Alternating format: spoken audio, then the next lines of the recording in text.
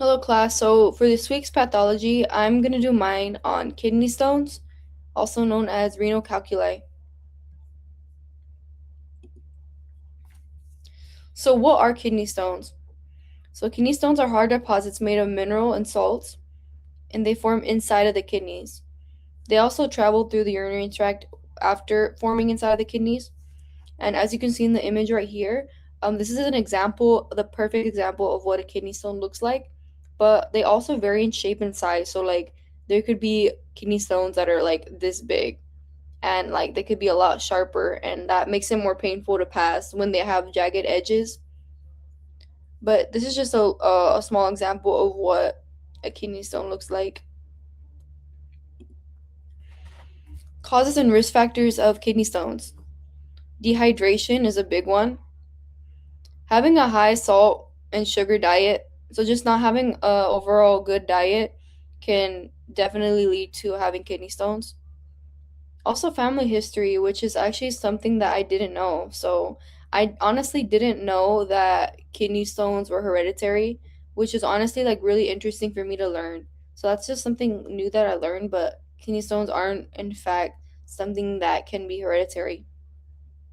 And certain medical conditions that lead to kidney stones, such as obesity. And there's also an example of a medical condition that causes calcium stones, which is called hypercalcemia, and it leads to high calcium levels in the blood, which causes the formation of calcium stones. Symptoms of kidney stones: severe back pain or side pain, blood in the urine from passing the kidney stones, nausea and vomiting, and frequent urination. Treatment and prevention.